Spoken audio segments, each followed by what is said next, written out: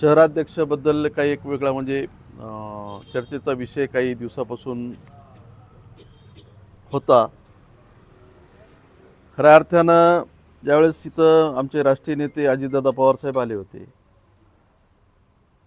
माननीय आमचे प्रदेशाध्यक्ष खासदार तटकरे साहेब आले होते. पक्षाच्या मेळाव्याच्या निमित्तानं मी काही भूमिका त्यावेळेस त्यांच्यासमोर सुद्धा जाहीर सभेमध्ये मांडल्या होत्या. आणि परभणी शहराचा जो विषय आहे की मी गेले 7-8 वर्ष जवळपास या शहराचा शहराध्यक्ष म्हणून काम करतो आहे. मागच्या काळामध्ये परभणी ग्रामीणचे अध्यक्ष म्हणून बाबाजानी होते आणि शहराचा अध्यक्ष म्हणून मी बरेच वर्ष काम केलेलं आहे. मध्यंतरीच्या काळामध्ये मी एक असं म्हणजे माझा एक असा दृष्टिकोन होता की महापालिकेच्या दृष्टीनं किंवा येणाऱ्या निवडणुकीच्या दृष्टीनं दोन्ही समाजाचा समतोल राहावा या दृष्टीनं आपण त्या ठिकाणी विचार केला होता की शहराचं शहराध्यक्षपद हे अल्पसंख्याकांना द्यावं असं मी माझी भूमिका त्यावेळेस स्पष्ट केली होती. पण ती पक्षानं त्यावेळेस म्हणजे त्याच्यावर काही हे केलं नाही आणि मलाच कायम त्या ठिकाणी तुम्हीच काम करू म्हणून असं पक्षाच्या वतीनं सांगण्यात आलं. आता 1-2 महिन्यापूर्वी ज्यावेळेस काही नवीन घडामोडी या पक्षामध्ये होत होत्या आणि काही उत्साही मंडळी पक्षाकडे जाऊन काही वेगळे विषय मांडण्याचा त्या ठिकाणी प्रयत्न करत होते किंवा केला बी, त्याला कुठंतरी समोर ठेवून मी मला पक्षाला आपली अडचण नको या दृष्टीनं मी त्यावेळेस शहराध्यक्षाचं पदाचा राजीनामा की त्यावेळेस म्हणजे 2 महिन्यापूर्वी जवळपास दिलेला आहे. पण पक्षानं आणखीन बी काही त्याच्यावर मला काही सांगितलं नाही की तुम्ही आता स्वीकारलाय का नाका, असं काही नाही. पण त्या राजीनाम्यामध्ये मी असं स्पष्ट केलं होतं की मी पक्ष सोडणार नाही किंवा माझी पक्ष सोडायची कुठली इच्छा नाही. मी आत्तापर्यंत अजितदादाबरोबरच काम केलेलं आहे आणि इथून पुढं देखील माझी कोणती दिशा पक्ष बदलण्याची किंवा विचार बदलण्याची नाही. म्हणून मी पक्षाचा कार्यकर्ता म्हणूनच काम करेल. भले पक्षाचा अध्यक्ष जरी कोणाला केला तरी येणाऱ्या ज्या सगळ्या निवडणुका असतील किंवा जे काय पक्षाचं कार्य असेल मी माझ्या पद्धतीनं जसं आत्तापर्यंत करत आलो तसं करत राहणार या दृष्टीनं मी पक्षाला माझ्या भावना त्यावेळेस कळवल्या होत्या. पक्षाच्या वतीनं त्यावर काही विचार मला फक्त आमचे सेक्रेटरी साहेबाचा फोन आला की असं काय, मी म्हणलं असंच आहे. ठीक आहे म्हणले, म्हणजे त्यांनी त्याच्या भाषेत सांगितलं की बाबा असं काही विचार पक्ष करील असं आम्हाला वाटत नाही, बघू. पण माझा असा अनुभव आहे की मी ज्यावेळेस नगराध्यक्ष झालो म्हणजे मी झालो किंवा आणखीन आम्ही कोणाला केलं त्यावेळेस मी पक्षाचा फक्त एक कार्यकर्ता म्हणूनच काम केलं. मी काय त्यावेळेस बी अध्यक्ष नव्हतो. मागचं इलेक्शन आम्ही महापौराचं लढवलं त्यावेळेस बी मी काय अध्यक्ष नव्हतो. पक्षाचाच कार्यकर्ता म्हणून त्या ठिकाणी मी काम केलेलं आहे. आणि आज देखील मी अध्यक्ष असलो काय नसलो काय, पण आज बी मी तसा अध्यक्ष मीच आहे. पुन्हा नाही तर वेगळा अर्थ काढायचा, अध्यक्ष मीच आहे. पक्षानं त्यावर काही आणखीन प्रतिक्रिया बी दिली नाही आणि हे बी केलं नाही. पण आपण अध्यक्ष असूनच असं काही पक्षासाठी काम करावं असा भाग नाही. आणि अध्यक्ष नसल्यावर मोकळा असल्यावर जरा जास्तच काम करता येते. तर त्या दृष्टीनं मी ती माझी भूमिका मांडली. आता काल इलेक्शन लागल्यानंतर मी काल मीटिंग घेतली. पक्षाच्या सर्व माझ्याबरोबर जे सातत्यानं काम करणारे पदाधिकारी आहेत आणि फक्त पदाधिकाऱ्याचीच आपण काल या ठिकाणी मीटिंग घेतली. मग माझी नगरसेवक आहेत, माझी सदस्य आहेत, जे पक्षाबरोबर पक्षकार्य म्हणून काम करतात इतके दिवस, त्यांची सर्वांची मीटिंग घेतली. आणि इलेक्शन लागलं या दृष्टीनं आता पक्षाचे आदेशाची वाट न पाहता आपण पक्षाचे जर पाईकच आहेत तर त्या दृष्टीनं आपण पक्षाचं काम इलेक्शनच्या दृष्टीने आपण काम सुरू केलेलं आहे. काल मी नुसती बैठक बोलवली. बाकी पक्षाची जर बघितलं वेगळ्या पक्षानं मुलाखती घेतल्या. बऱ्याच पक्षांनी 2 वेळा फॉर्म भरून घेतले आपण कुठेतरी आम्ही कुठेतरी त्यामध्ये कुठेतरी कमी आहेत असं वाटत होतं, म्हणून मी कालपासून ते काम सुरू केलं आहे. आणि कालच्या मीटिंगमध्येच आमच्या पक्षाकडूनच जवळपास जरी 65 जागा जरी असेल तर मला वाटतं 70-75 नुसत्या पक्ष पदाधिकारी माहिती नसणाऱ्यांसुद्धा या ठिकाणी आमच्याकडे अर्ज आलेले आहेत. हे याच्यात आम्ही काल फक्त नोंद करून घेतली. म्हणून आता पक्षाच्या दृष्टीने आपण काम करायचं आणि पक्ष हा आपलं सर्वस्वी समून येणारी महापालिका ही राष्ट्रवादीच्या विचाराचा त्या ठिकाणी महापौर असला पाहिजे. राष्ट्रवादीची सत्ता तिथं अबाधित जशी 2012ला होती, 2016ला होती किंवा 2006ला नगराध्यक्षाचं पद असेल, त्याच्यानंतरचं मध्यंतरीच्या काळात आपण सजुलाला त्या ठिकाणी जनरलमधून नगराध्यक्ष राष्ट्रवादीच्याच वतीने केलं होतं. म्हणून परभणीची जनता किंवा परभणीचे नागरिक सातत्यानं राष्ट्रवादीच्या मागं राहिलेले आहेत. आणि आमचा एक विकासाचा अजेंडा त्यावेळेसपासून आम्ही चालवत आलो, तर बऱ्याच गोष्टी आमच्या माध्यमातून त्यावेळेस देखील झालेल्या आहेत. आता उद्याच्या इलेक्शनमध्ये राष्ट्रवादीची सत्ता आणायचा हा ध्यास घेऊन हाच संकल्प आम्ही कालच्या मीटिंगमध्ये निर्धारित केला. आणि परभणीकरांना एक महापौर म्हणून राष्ट्रवादीच्या वतीनं सर्वसामान्य पक्षाचा कार्यकर्ता किंवा लोकांची सेवा करणारा कार्यकर्ता, पक्षाचं नाव उंचावणारा कार्यकर्ता, ह्या दृष्टीनं आपण या ठिकाणी महापौर बसवायचा आमचा एक संकल्प आहे. आणि आम्ही निश्चितपणाने त्याच्यात यशस्वी होऊ असा आम्हाला आमच्या सर्व सहकार्याच्या वतीनं ते ठाम विश्वास आहे. जो काही थोडाफार संभ्रम मला बऱ्याच पत्रकार बांधवाचे फोन आले, नेमके याच्यावर काय आपली प्रतिक्रिया, म्हणून मी म्हणलं आता उगत थांबून चालणार नाही, काहीतरी आपण आपल्याकडून स्पष्टीकरण देणं आवश्यक आहे. म्हणून आम्ही आणि आमची सर्व टीम ही राष्ट्रवादी काँग्रेस अजितदादा पवारबरोबर आहेत, राहणार आणि कायमस्वरूपी राहणार. आता मला वाटतं तुम्ही सर्व पत्रकार बांधवाला माहिती आहे की आता आमच्या ज्येष्ठ तसे सहकारी अण्णा बी आहेत तिथं. एकनिष्ठ राहणाऱ्यापैकी मला वाटते मी एक आहे.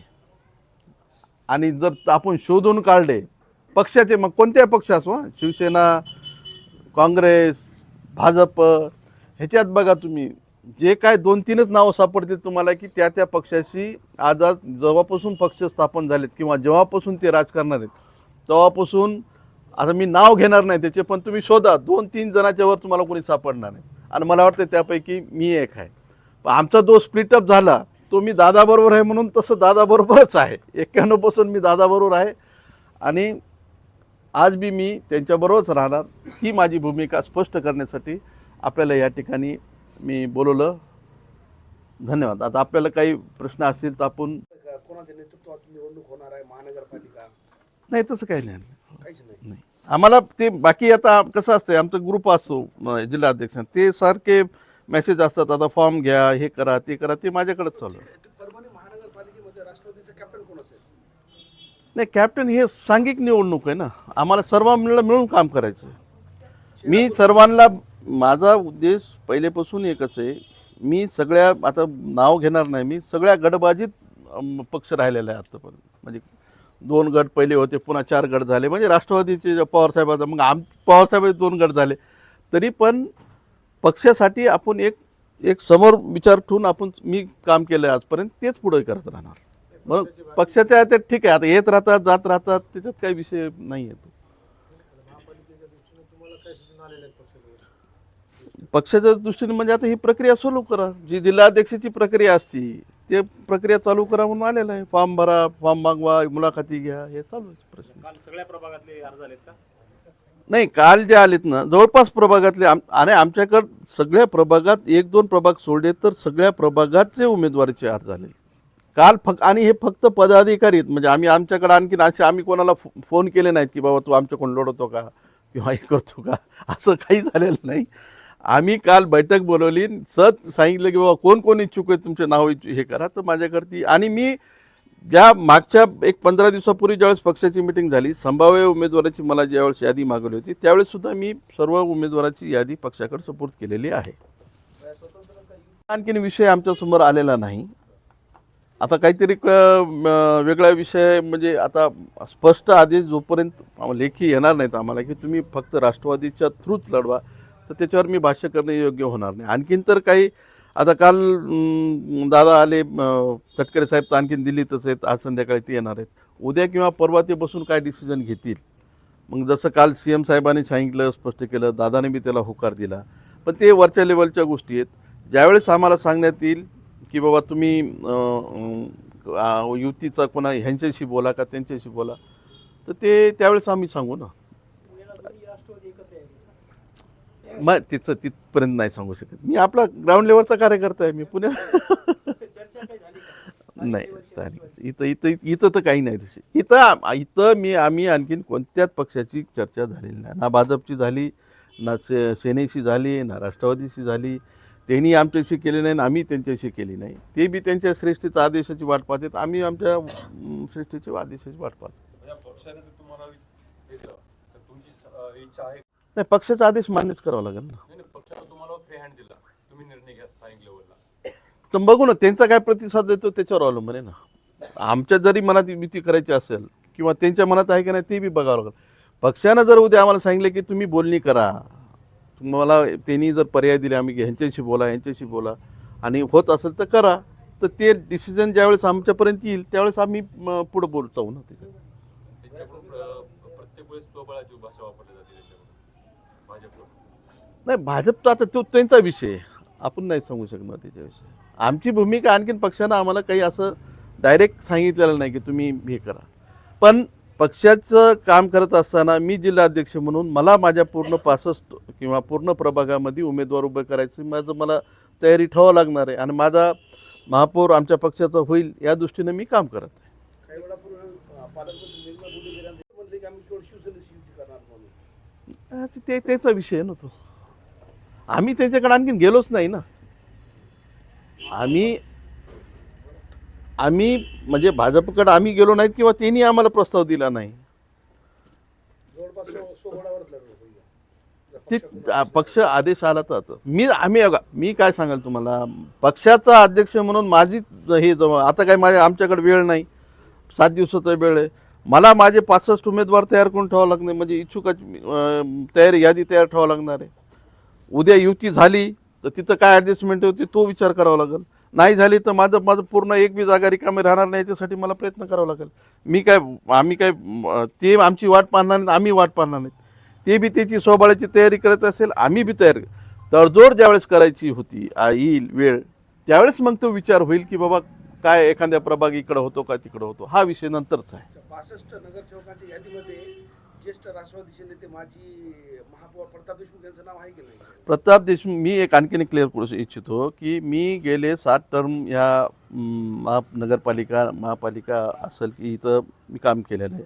मी या शहराचा नगराध्यक्ष राहिलेलो आहे, मी ह्या शहराचा महापौर देखील राहिलेलो आहे. म्हणजे नगरपालिकेचं असं कोणतंही पद नाही की मी ते उपभोगलं नाही. आणि ज्या वेळेस मी त्या काउन्सिलमध्ये राहिलो, एक विकासाचा दृष्टी घेऊन आम्ही तिथं काम केलेलं आहे, हे सर्व आपल्यासमोर आहे. ह्या वेळेस किंवा मागच्या वेळेस देखील मी निवडणूक लढवली नव्हती आणि ह्या वेळेस देखील मी निवडणूक लढविणार नाही. मी हेच सांगतोय की मी पक्षाचा सर्वसामान्य कार्यकर्ता त्या ठिकाणी महापौर म्हणून बसवायचं आम्ही संकल्प केलेला आहे आणि त्या दृष्टीनं आमचं काम चालू राहील. उमेदवारच नाही तर महापौरच्या रेसमध्ये अध्यक्ष म्हणून लढवणार निवडणूक. कोणती अध्यक्ष? आता तुम्ही पाटे ते पुढचा विषय येतो, तो आज काय बोलू शकू. समजा निवडून आलेल्या सदस्याला वाटेल असं झालं की बाबा एखादा सल्लागार आपल्याला लागते तिथं अनुभवी, त्यावेळेस तो विचार होईल. आज तिचं काय बोलू आपण, मला पहिले ती संख्या तर आणावं लागेल. कालच्या बैठकीमध्ये दुसरा गट होता, गट आहेच का नाही मला माहित नाही. कोण गट आहे दुसरा? राष्ट्रवादीमध्ये नाहीच गट. कोण आहे गट दुसरा? म्हणजे इच्छुक हे आहेत जे दुसरे गटाची भाषा करतात ते पक्षाचे क्रियाशील सदस्य देखील आहेत का, हा विषय आहे. मग जे क्रियाशील सदस्य असेल तर मग ते जर करत असेल दुसरा गट, तर माझ्यात ह्याच्यात नाही आणखीन कुठं काही गट आहे का. आता पक्षामध्ये उमेदवारी मागणारे खूप आहेत, संख्या वेगळी आहे, त्या दृष्टीनं विषय येतो. आता तुम्ही जे मी तर ते दुसरा गट मान्य करीत नाही, कारण मी अध्यक्ष म्हणून मला सर्व पक्षामध्ये जे काम करणार आहेत ते सर्व सारखेच आहेत. तिथं गटातटाचा किंवा नेतृत्वाचा विषय येतच नाही. कालच्या बैठकीला त्यांना काही निमंत्रण वगैरे दिलं नव्हतं? निमंत्रणाचा विषय नाही. माझ्याकडे ग्रुप आहे, मी कोणाला पर्सनल फोन करीत नाही. माझं पहिलेपासूनचं तत्त्व आहे, मी पक्षाचे जे पदाधिकारी ते सगळे ग्रुपमध्ये आहेत, त्यांना मेसेज जातो, त्या मेसेजच्या दृष्टीनं सर्व येत असतात. इंडिव्हिज्युअली कोणाला पक्षामध्ये खासदार असला, आमदार असला किंवा मंत्री जरी असला, ज्यावेळेस पक्षाचा विषय असतो त्यावेळेस सर्व एक समान असतात. आमचे राष्ट्रीय अध्यक्ष अजितदादा देखील ज्यावेळेस पक्षाची आमची मिटिंग असते ते बी आमच्यामध्ये बसलेले असतात. म्हणून कोणासाठी काही विशेष फोन करणे किंवा कोणाला विशेष निमंत्रण देणे हे आमच्या पक्षात प्रथा नाही. काल कोणी अनुपस्थित होते का प्रमुख? आमचे जे होते ते सगळे होते. नाव घेऊन विचारा ना तुम्ही, सांगतो ना मी कोण तुम्हाला काय अपेक्षित आहे.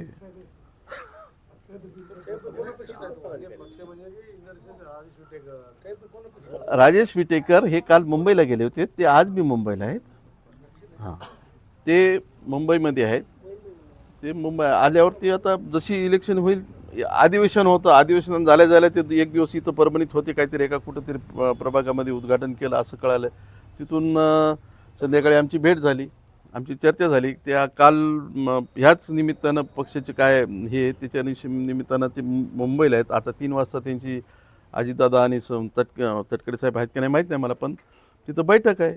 ते काय निरोप घेऊन येतील किंवा ते काय पक्षाची भूमिका सांगतील त्या पद्धतीने आपण करू. सामान्य म्हणजे सगळंच आलं त्याच्यात. इलेक्ट्रोमॅरिट जे निवडून येऊ शकतो त्याला नाही, जे निवडून येऊ शकते त्याला मी म्हणणार नाही. बाकीच्या पक्षाची काय भूमिका आहे, कोणी काय म्हणतं इलेक्ट्रोमॅटिक, तुम्ही मग इलेक्ट्रोमॅटिकचं मग पक्ष काय करायला आहे. पक्षाची भूमिका ही असली पाहिजे की पक्षाचा कार्यकर्ता जो तळमळीनं काम करतो त्याच्यावर लक्ष देऊन त्याला उमेदवार म्हणून आपला हे घोषित करून ताकद लावून त्याला निवडून आणणे हा उद्देश असला पाहिजे. इलेक्ट्रोमॅटिक जर तुम्ही बघत असाल मग दुसऱ्या पक्षातले आयात करणे, टाईमवर मातब्बर उमेदवार देणे. मी घोषणात अशी केली की सर्वसामान्य परभणीकर ज्यावेळेस मी म्हणतो त्यावेळेस मग हे सगळं त्याच्यात आलेलं आहे. म्हणून एखाद्या दुसऱ्या मोठा एखादा येत असेल आणि ते जर म्हणत असेल ह्याच्या जाऊजी त्याला उमेदवारी द्या, तर ते कुठंतरी कार्यकर्त्या अन्याय केल्यासारखं होईल. आणि हे इलेक्शन टोटली कार्यकर्त्यांसाठीचे असतात. मग नगरपालिका असू द्या की महापालिका असू द्या की जिल्हा परिषद असू द्या. सर्वसामान्य परभणीकर. सर्वसामान्य म्हणजे विजयराव जामकर तर नाही? सर्वसामान्य परभणीकर ते तुमच्यासोबत बसलेले आहेत आणि ते आमचे नेते आहेत, गटनेते आहेत. ते 3 वर्ष ते स्थायी समिती सभापती राहिले. त्याची 4 टर्म या महापालिकेमध्ये ह्याच्यामध्ये राहिलेले आहेत. आणि ते उद्या पक्षाचे प्रमुख म्हणून फिरणार आहेत शहरामध्ये. विरोधी पक्ष नेता होता आपल्या काळात. असं विरोधी पक्ष मी आता त्या विषयावर नाही बोलायला पाहिजे. खरं तर गुट्टे साहेब एक सन्माननीय आमदार आहेत, त्यांनी काय स्टेटमेंट करावं त्याचा विषय.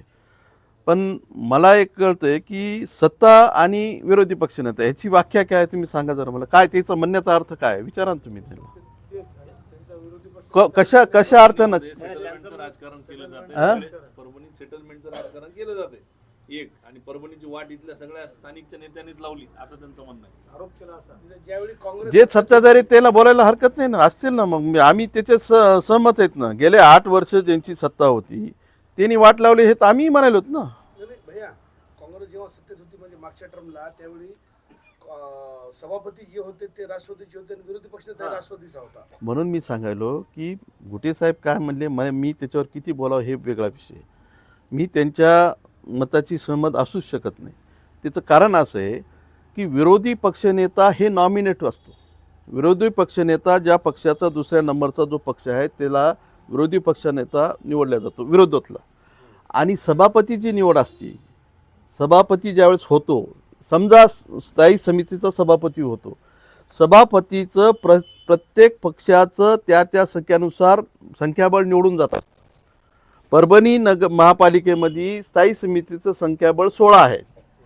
मग एक क्रायटेरिया जातो की गेल्या वेळेस समजा आपण उदाहरण सांगितलं की 30 सदस्य हे काँग्रेसचे होते, 18 सदस्य हे राष्ट्रवादीचे होते.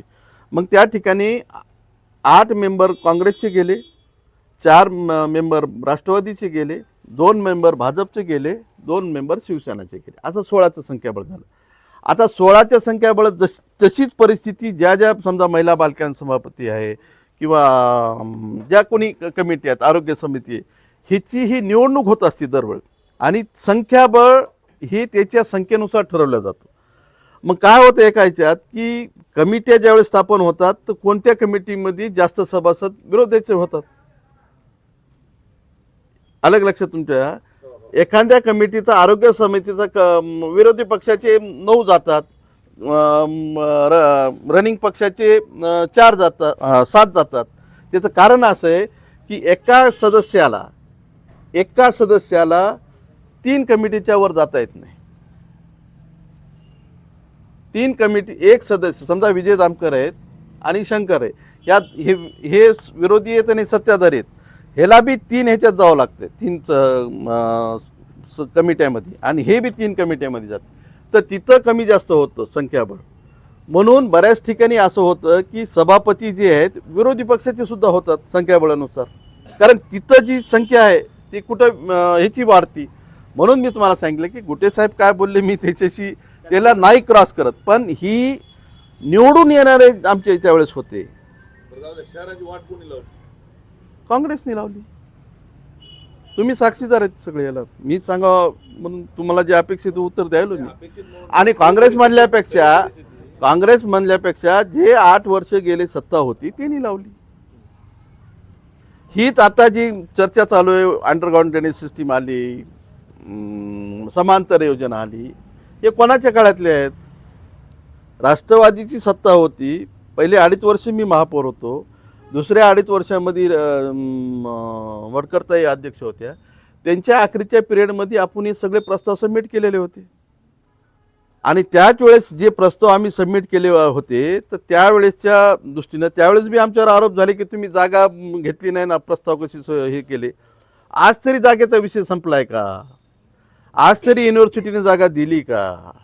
आणि जी जागा मागच्या काउन्सिलनं खरेदी केली ती म्हणजे त्या योजनेला पूर्ण होणारी आहे का? मला जितकं कळतंय या शहराचं काम करत असताना, परभणी शहराचा जो वॉटर फ्लो आहे म्हणजे नैसर्गिक फ्लो ज्याला म्हणतो आपण, तो उत्तर दिशेला आहे, गंगाखेड रोडला, सॉरी दक्षिण दिशेला, हे दक्षिण दिशेला आहे. पिंगळगड नाला कोणीकडे वाहतो? पिंगळगड नाला तर असं वाहतो, पण जेवढे आपले जुने नाले आहेत, कादराबादून निघणारा नाला डिग्गी नाला बनतो तो राईट साईडला वाहतो. वसमत रोडला 3 नाले होते. आता सध्या स्मशानभूमीतून जो रेल्वे स्टेशनला जातो युनिव्हर्सिटी गेटला तो एक नाला कोणत्या दिशेला वाहतो? दक्षिण दिशेला. त्याच्या पलीकडे 2 नाले जे होते ते आता अस्तित्व नाही राहिलं, म्हणून वसमत रोडला एवढं त्याचा सुद्धा नॅचरल फ्लो कोणीकडे आहे? मग ती जागा तुम्ही उत्तर दिशेला कशी काय खरेदी घेतली? मग पाणी गंगा उलटी वाहणार आहे का? म्हणजे तुमचं पाण्याचा फ्लो उलटा जाणार आहे का? ह्या काही तांत्रिक गोष्टी आहेत. आणि जागेचा प्रश्न आणखी हे झालेला नाही. आता जो त्याच्यात हे करायचा काय म्हणतात तो वाटा महापालिकेचा 10% वाटा भरण्यासाठी मला 6 वर्ष खेटावं लागलं. 10% वाटा पाणी पुरवठा योजनेसाठी. त्यात बी आम्ही 6% जवळपास शासनाकडून ती म्हणजे शासनाकडून हप्ता भरून घेतला. त्यावेळेस कुठं पाणी पुरवठा योजना आहे? त्यावेळेस जर आम्ही डिसिजन घेतलं असतं तर तुमच्या प्रत्येक व्यक्तीवर 3,500 रुपये महापालिकेने वसूल केले असते. ते आम्ही त्यावेळेस केले नाहीत. आता 122 कोटी रुपये समांतर योजनेमध्ये जमा करायचे. समांतर म्हणजे तुमचा वाटा भरायचा म्हणजे कुठून भरायचा? तुमच्या खिशातून भरायचा, सर्वसामान्य नागरिकाच्या खिशातून भरायचा. आणि एवढा 122 कोटी रुपयाचा निधी महापालिका कुठून आणणार? हा एक इव्हन समांतर योजनेचा जो 20-22 कोटीचा हिस्सा येणार ते कुठून आणणार? प्रश्न तेच उपस्थित होतोय की जर समजा शहराच्या विकासाचा प्रश्न असेल, आता हे सगळं तुम्ही सांगता तुमचं, याच्यावर कोणी काय बोलत का नाही? बोलायचा विषय नाही. बोलायचं म्हणजे कोणी बोलायचं? आता तुम्हाला माहित आहे की मी मी आज समजा आज हे बघा, मी सत्तेच्या बाहेरचा माणूस. नाही असलं तरी पण शेवटी परभणीकर विकास- परभणीकर नागरिक प्रश्नावर- परभणीकर नागरिक झोपलेत का? हे आता परभणीतली जनता सहनशील आहे मग मान्य आहे. सहनशील म्हणजे किती दिवस सहनशील त्यांनी तरी किमान- मला हे 1 मिनिट माझं हे एवढं कंप्लीट करू द्या. मी तर ह्याच्यात मला एक कुठंतरी गोड बांगालची दिसते की योजना पूर्ण करायलोत आम्ही, असं करायलोत, जे काही जे कोणी नेते बोलत असतील किंवा काय करत असतील, हे इतक्या लवकर पैसा निधी तर जमा होणे शक्य नाही. वेगळ्या वेगळ्या प्रकारे हे टेंडर प्रोसेस करणे, ह्याला फायनलला कुठंतरी नेऊन टेकवणे आणि मोबिलायझेशन ॲडव्हान्स एक देण्याची प्रथा असती, जे की प्रताप देशमुख ज्यावेळेस होता नगराध्यक्ष होता त्यावेळेस मलासुद्धा दिला असता, पण मी दिलेला नाही. 10% 20% मोबिलायझेशन ॲडव्हान्स घेऊन आपली एजन्सी कुठंतरी नेमून ते मोबिलायझेशन ॲडव्हान्स उचलून घ्यायचा आणि ही योजना पुन्हा 10-20 वर्षासाठी रेंगाळ्यात ठेवायची की काय, असा कुठंतरी मला या योजनेच्या माध्यमातून जे काय दिसायले ते कुठंतरी हे माझ्या डोळ्यासमोर दिसतं. मला जे दिसायले ते मी तुमच्यासमोर व्यक्त केलं. होऊ शकते दुसरा काही विषय असू शकेल, पण हे पैसा आणणार कुठून? आणि हे जर पैसा आणणार असेल तर आपल्या शासनाकडेच ह्याचं मागणी करावं लागेल आणि शासनानं जर दिलं तरच ही योजना पूर्ण होणार आहे. नाही तर ह्या योजनेचं पूर्ण मला तर जे दिसते ते पूर्ण अंधारात दिसते योजना. हेच मुद्दे राहणार.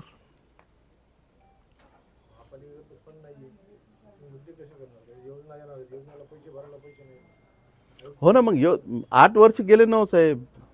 8 वर्ष कशाला म्हणतात? आणि आता तुम्ही 2016ला ज्यावेळेस 15 किंवा 16 मला त्यावेळेस झालेला DPR बरोबर आहे, आणि आजचा 8 वर्षानंतरचा DPR काउंट करा तुम्ही किती वाढला असेल.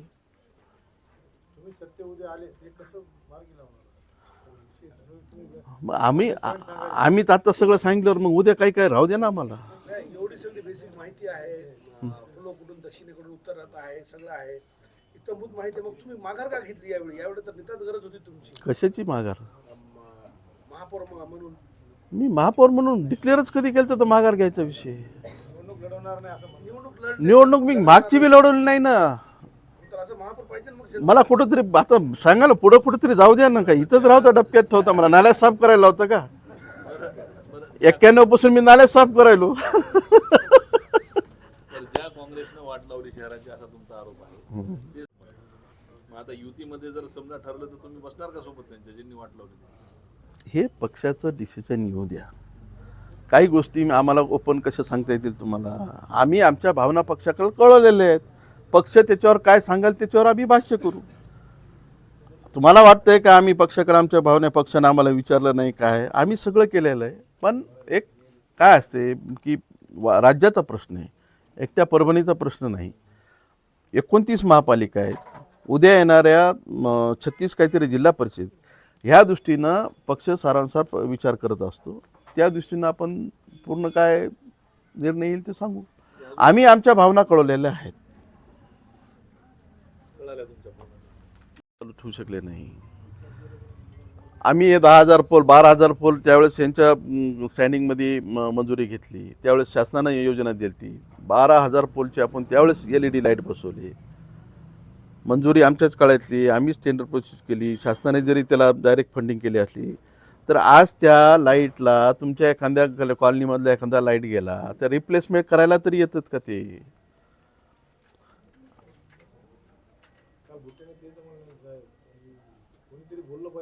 कोणीतरी बोललं पाहिजे. मी बोलायलो ना.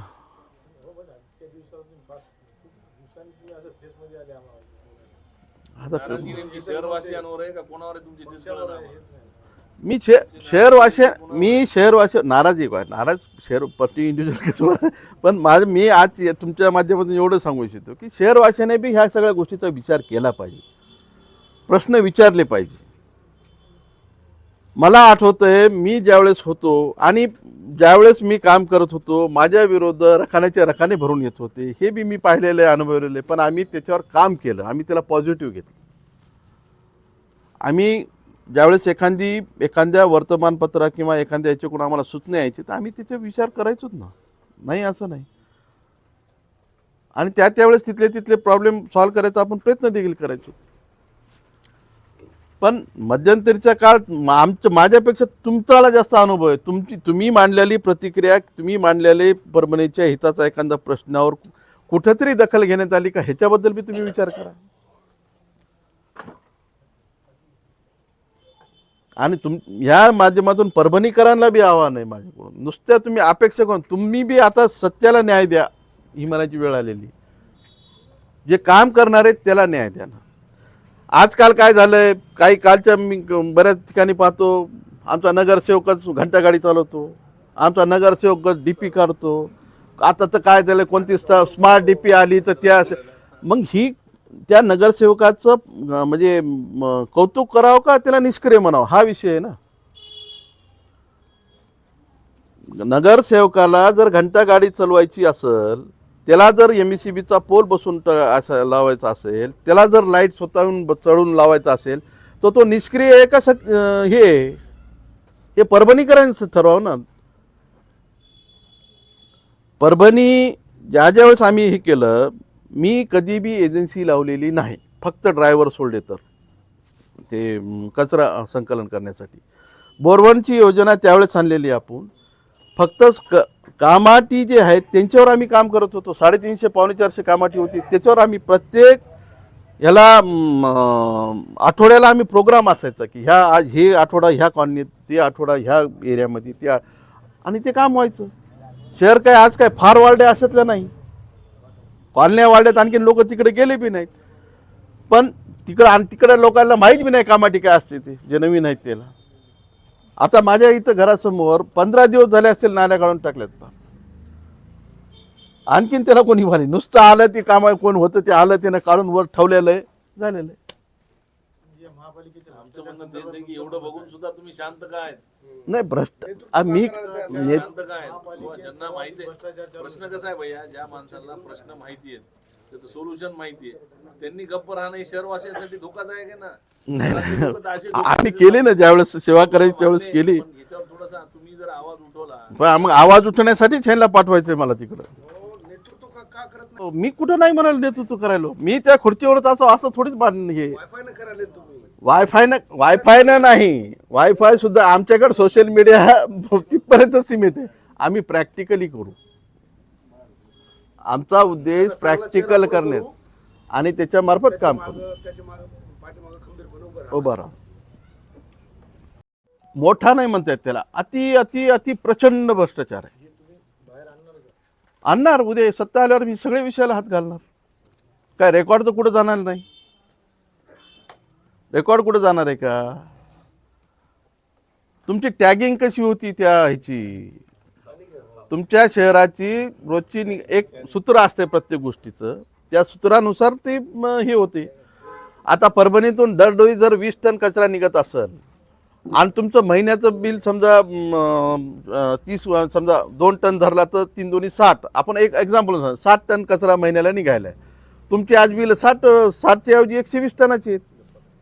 मग कचरा आला कुठून? गाड्यांचे वजन वाढवत ना दगड टाकून. गाड्या एकाच गाडीचे 10 वेळेस हे आहे ना टॅगिंग जे हे करणार हेच आहेत. मी GPS सिस्टीम सुद्धा लागू केली होती. घंटा गाडीवर एक प्रत्येक माणूस कलेक्शनला होता. आज तुमच्या घरी जर घंटा गाडी येत असेल तर तुम्हाला स्वतः जाऊन बकेट देऊन द्यावं लागते, किंवा आमच्या वहिनी असेल कोणी घरी असेल त्याला बकेट देऊन द्या. आमच्या काळामध्ये आम्ही आणि घंटा गाड्या बी हे जे म्हणाले 70 घंटा गाड्या त्यावेळेस मीच घेतलेल्या आहेत माझ्या कार्यकाळामध्ये. त्याच्यानंतर घंटा गाडी तरी घेतली काही एक. आता कचरा न करता स्कॅनिंग सुरू आहे भैया. चालू आहे ना. तुम्ही आवाज उठवायला तेवढा तुम्ही येतो, आवाज येतो सर्वांचं कुठं, पण काय तिचं कुठं कोणी दखल घ्यायला तयार नाही ना. रोडच्या संदर्भात मी सांगतो तुम्हाला, मी माझ्या काळामध्ये जेवढ्या वर्क ऑर्डर केल्या होत्या त्या IRC नॉर्मच्या हिशोबाने केल्या होत्या. इंडियन रोड काँग्रेसच्या जो नॉर्म्स आहेत रोड करण्याची जी पद्धत आहे, जसं आता ते 3 रोड व्हायले समजा, आपण जसा हे रोड केला कोणता तुमच्या समोरचा शाही मस्जिद ते स्टेडियम आणि कॉलनी बघा, त्यावेळेस माझ्यावर काही टीका झाली की ते एवढाले उंच रोड करायला तुम्ही काय हे व्हायला आहे. तर ते एक ठिकाणी ते क्षीरसागरच्या घरासमोर जे झाला होता ना, ते आमच्या इंजिनियरला त्यावेळेस लक्षात आलं नाही. त्यानं ते वरूनच ते माप दिलं आणि वरूनच टाकून दिला. मग पुन्हा ॲक्च्युली त्याला खोदायचं 1.5 फूट 2 फूट आणि ते खोदून ते पूर्ण तेवढं नवीन मटेरियल भरून जे रोड व्हायचे त्याला एक IRC म्हणजे इंडियन रोड काँग्रेस ही एक हे सिस्टीम आहे, त्या पद्धतीने केलं. मी गेल्यानंतर माझ्या काळातल्या जवळपास 18 कोटीच्या वर्क ऑर्डर रद्द करून पुन्हा डांबरीकरण किंवा आपल्या BNCच्या ह्यानं करण्यात आला. जाहीर आरोप केले होते मी त्यावेळेस.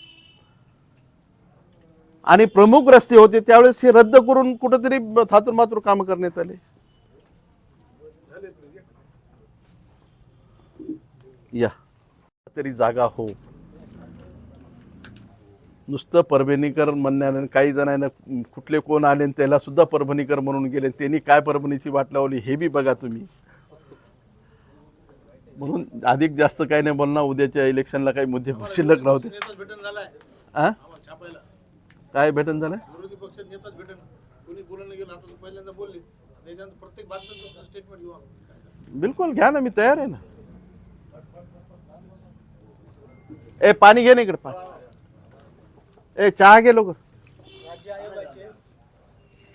राज्य आयोगाचे गोरक्षक लोखंडे आले हां त्यांनी सांगितलं की